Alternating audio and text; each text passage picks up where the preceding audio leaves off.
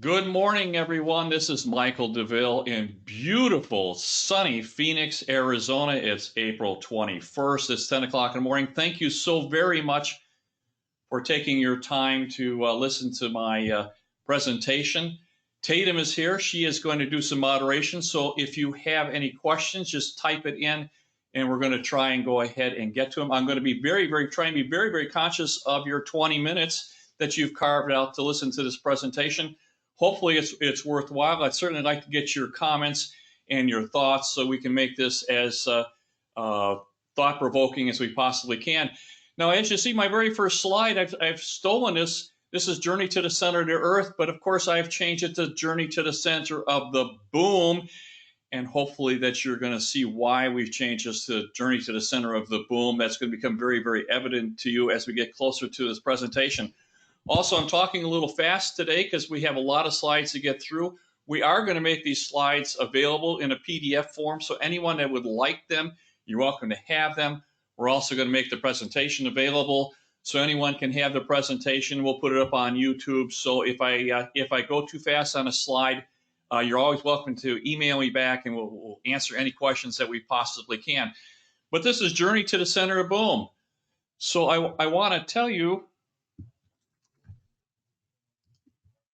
that we're going to be going through some very challenging times. Now, of course, Dwayne Johnson is being chased by some giant lizards. And of course, on Journey to the Center of the Earth, he's got earthquakes and avalanches, and he's got lava flows and volcanoes that are coming. We're not going to have that, but I'm going to tell you, we're going to have some sleepless nights. We're going to have some anxiety. We're going to be coming through some pretty unusual times. However, I'm going to tell you, I've seen this movie before, and here's the spoiler. I know how it ends, and we're all going to get through it. So anxious times we certainly are going to have, particularly anyone that might be overextended, that maybe has taken more debt on than they should. If you've been coming to my seminars, you know that we've been talking about getting out of debt, building your credit rating up, building reserves, and preparing for this. So I don't want to waste a lot of your time. You've probably seen a lot of this in the news. You can't hardly have missed that. But we have a couple things going on. We have two issues that are going on. We have had the completion of a business cycle. That's really what we're going through now. We've been talking about this since really March of 2018 when our business, the real estate business, started to correct. It was a correction in an ongoing bull market. It's still a correction in an ongoing bull market, but it did start nationally in March of 2018. And the real estate business was down 7 of the last 8 quarters. Now, we don't really see that here in Phoenix because we're the #1 market in the United States. So everything that happens in the United States is very muted here.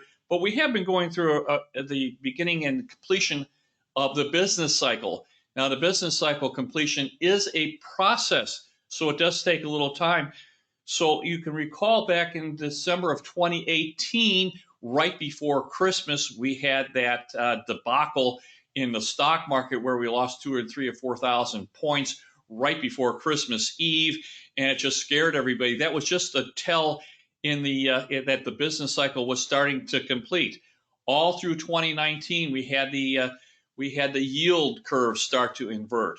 We started to have a trade war. You could see that the Baltic Dry Index was dropping, showing that shipping around the world was slowing down. You could see that the containers index was slowing down. The cash freight for here in the United States was showing that the freight across the United States was slowing down. FedEx came out and said that their business was being impacted because business around the world was slowing. That is a tell for a completion of the business cycle. And you could also see oil and copper all trending down. So in September of 2019, we had the repo crisis, another tell. That's really when the recession should have started. But of course, we had this huge response from the Federal Reserve and the repo. They started with $25 billion a week, giving to the banks for their liquidity issues. And of course, that went up to $100 billion, $150 billion a week because the demand for U.S. dollars was tremendous. Now, that was a tell. We've continued, and of course, this is a process. I often have been saying that we're likened to someone standing on the cliff with wobbly legs in a wind, just waiting for someone to push us over. And along came the black swan. And that black swan was the COVID virus, and that pushed us right off the cliff.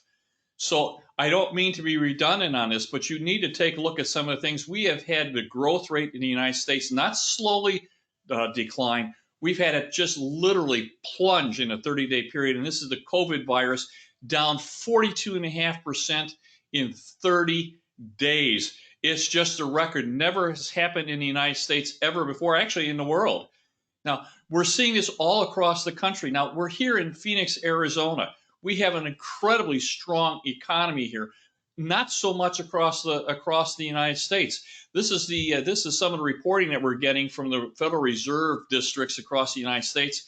And you're welcome to this graph. I don't mean to be going through here really fast, but the highlights of this graph are the fact that the Philly Fed, another strong manufacturing and industrial section of the United States, down 56%. The Empire Fed, now that takes in New York and the financial district. You know where they're having all the problems with the COVID virus, down an incredible 78%. And Dallas has been so terribly strong, but Dallas is part of the oil patch, down 70% on the economy. Historic. These are historic times right in front of your face. This is happening now. So the Federal Reserve of St. Louis is forecasting the second quarter of 2020. Now, we've just entered the second quarter of 2020. We're going to finish the second quarter in 10 weeks. So keep in mind, this is pretty fast. But their forecast is that upwards of 52 million Americans will be unemployed by the second quarter of 2020, with a total unemployment of 32%. Now, keep in mind, during the Great Depression, the unemployment was 25%. So we're going into historic times. Now, we're not there yet, but that's kind of what they're forecasting. So this may or may not happen, but we are in unprecedented times. Now, look what's happening. Now, this is from Fred. Fred is the Federal Reserve Electronic District. And what I'm saying is I want you to take a look at this chart. Here's just talking about the retail sales, clothing and clothing accessories. Now you can see it's been chugging along. You can see that it had decline in the 2008 to 2010, and it's been recovering. And then all of a sudden it gets to February and March, and down it just plunges. And you're starting to see companies like Neiman Marcus was going to declare bankruptcy yesterday. It starts to think about Victoria's Secrets and L Brands. And you're talking about Forever 21. You got to wonder about Penny's and Sears, all of these big brick and mortar stores. And of course, all the malls are having terrible trouble. And keep in mind that the U.S. economy is a consumer-based economy. So if you want to do damage to the U.S. economy, just stop the consumer, because the consumer is 70% of our U.S. economy is spending. And of course, that's why all the markets of the world are trying to send their goods here, because we're the #1 consumer market in the world. And you can see that the consumer has stopped, just stopped. So I'm going to tell you that we're looking at a Q2 of historic proportions. Goldman Sachs and Morgan Stanley are mentioning that they think that we're going to be down as much as 32% in second quarter. So this is an event, not a process. So what's happened here is that we've had the completion of the business cycle hugely accelerated by a black swan, this COVID virus, and it's knocked the Q2 down to historic proportions. Now, it's going to mean that we're going to wash out all the companies that should be washed out. We're going to do a process, hopefully a process that normally would take us 6 to 9 months to a year to complete. Is going to really complete in 2 or 3 months. So it's going to be brutal, but it's going to be quick. And so I have to agree with Goldman Sachs and Morgan Stanley that we're probably going to have a brutal second quarter, but there's a light at the end of the tunnel that we may actually start to see some recovery into Q3.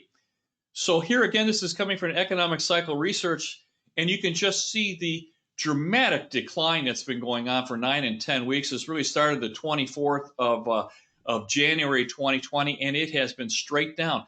Now, here again, us in Phoenix, we are just such a strong economy that we don't necessarily see all the effects that other regions of the country are, because they're hugely muted here. But I'm going to tell you, a lot of our clientele does come from here, and they're coming into it. So we're a net in-migration. So if we stop the in-migration, we're obviously going to stop here. So we are going to be affected, but nowhere near the rest of the country. Now, the economy is gravely, gravely injured. And I make this analogy to someone that's bleeding out. So as you get an injured party, they want to get to the hospital and get that blood loss replaced as quickly as they possibly can. Most of our businesses across the country, they have about 90 days, about 3 months supply of cash flow. And that cash flow is quickly being depleted. We're already a month and a half, 2 months into it. They only have 3 months. That's their blood. Just like any injured party, you have to get them to the hospital and stop the bleeding. And if you don't stop the bleeding, they die. Our business and our economy will die if we don't stop the bleeding. And I don't know how much longer it can hang on. Hang on there, Dwayne Johnson, hang on. So if we don't get back to work by the 30th of April, I'm expecting a deep, nasty, but short recession.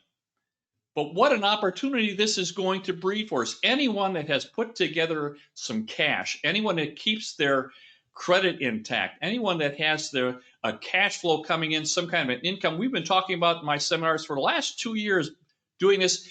In the next 4 years, you have an incredible opportunity to literally make a fortune. If you're my age and you think you'd like to retire, but you can't retire because you think, well, I just haven't got that income stream coming in. I just haven't put enough capital together. I just haven't made enough money. I don't have my fortune put together. You're going to have 4 years to do that. This is an event that comes along once every 18 and a half years, and it is right behind this recession. So what we need to do is get the economy open as quickly as possible. Now, this means that we want to do this in a reasonably smart fashion. We've just gone through this. We've taken this brutal beating. We certainly don't want that to be for nothing.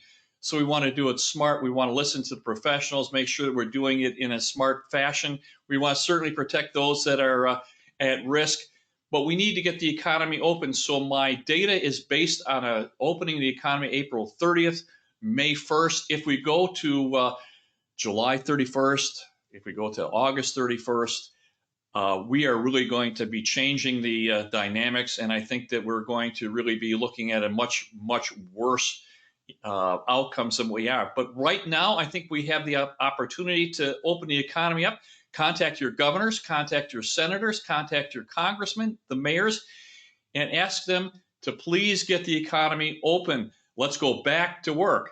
And for us, we need to discuss liquidity with our clients. Now, this is for you and for your clients. Now, we're in this business. We are fiduciaries. We have a responsibility to our clients. We need to take our professionalism and take it to our clients. And let's discuss some of the options that they have. We've been talking about the fact of taking out cash out refi on our properties. We want to have cash. I'd like to see you have $100,000, $200,000, $400,000 that we can deploy. So talk to your mortgage professionals. Find out about a cash out refi. They're still available. But keep in mind, Chase Bank has already changed some of the requirements. The underwriting is going to change. So while it's available, I talked about this last time. When we talked about it, I said, don't wait till the next week. Go and do it that afternoon. When I finish up here today, I expect you to call your mortgage professional and get that going today. Talking about a cash out refi. Talk about a HELOC. And if you're over 62 years old, maybe you should consider reverse mortgage so you can get some money up, because you're going to have an opportunity to deploy the capital that you get from a reverse mortgage and make money on that. And if all three of those things won't work for you and you have liquidity needs, maybe you should consider a sale, because it's still time. The market is still fairly strong here. And if you have a liquidity need and you think you're going to have a liquidity need, then you need to go ahead and sell the property. Now, If you want to go ahead and buy a Lamborghini or a Ferrari, that's also a liquidity need. And when you get to be my age, sometimes it's time to do that. So if we need to sell, we need to sell.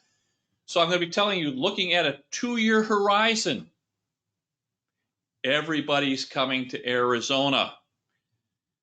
Now, I'm going to tell you, if you're in a hardware store in Davenport, Iowa, or if you're a painter in Mishawaka, Indiana, or if you're working in Schenectady, New York, and you have to restart your business because of this terrible thing that we're going through, you're going to come to Arizona. I'm going to tell you that if you're in Tucson or Flagstaff or Prescott or Payson under White Mountains, you're going to do really, really well because the population is coming to Arizona. But right now, I'm going to tell you, the journey to the center of the boom is going to be Maricopa County, Arizona. It's ranked #1 for population growth in the United States. It is the #1 migration center in the United States. We are going to get people coming here in droves. It used to be go to California. My gosh, when I was a teenager, we had California dreaming. Well, that's no longer, it's a California nightmare, and people are leaving California, the land of taxation and regulations. And you have to know that they're going to be paying for all these problems that we're encountering with higher taxes. Businesses and people are heading east. The first stop is Arizona. They're all heading east. You know that Penske and U-Haul have got all their trucks are here, and they're coming. They're coming to Phoenix, and they're coming soon. So I'm going to talk to you. If you've been to my classes, if you've been to my seminars, you know I show this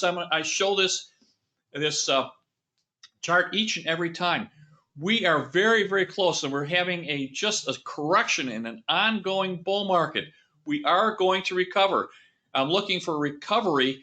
Now, if we can get back to work, by as soon as April 30th, recovery is going to start the third quarter. So by fourth quarter, you're going to see some substantial differences. And within 2 years from now, we are going to be looking at an incredibly different marketplace than we're looking at. So in 4 years from now, we are going to be in the middle of a real estate boom. This comes across every 18 years. This is your chance to make a fortune. So I'm going to tell you, we're going to be looking to start accumulating properties. You're going to have your opportunity to do that.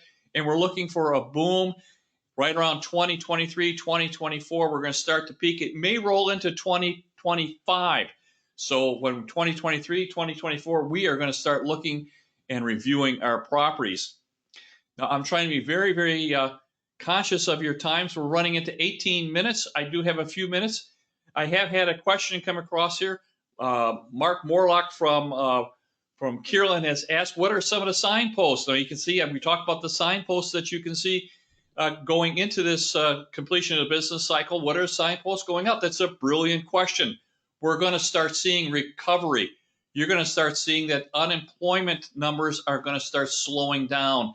Then you're going to start seeing unemployment numbers going radically down, and people are going to go back to work. You're going to see the GDP, the gross domestic product, come back from a negative number to a positive number. You're going to start seeing people being much more optimistic. You're going to start seeing interest rates go up.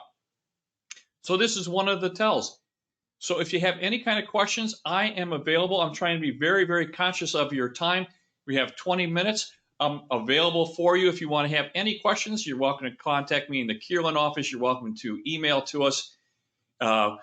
Tatum is going to go and make all this presentation available for a PDF if you want copies of this, and it's going to be on YouTube. So thank you very, very much for listening to us. This is Michael DeVille. My very, very best to you. Bye-bye now.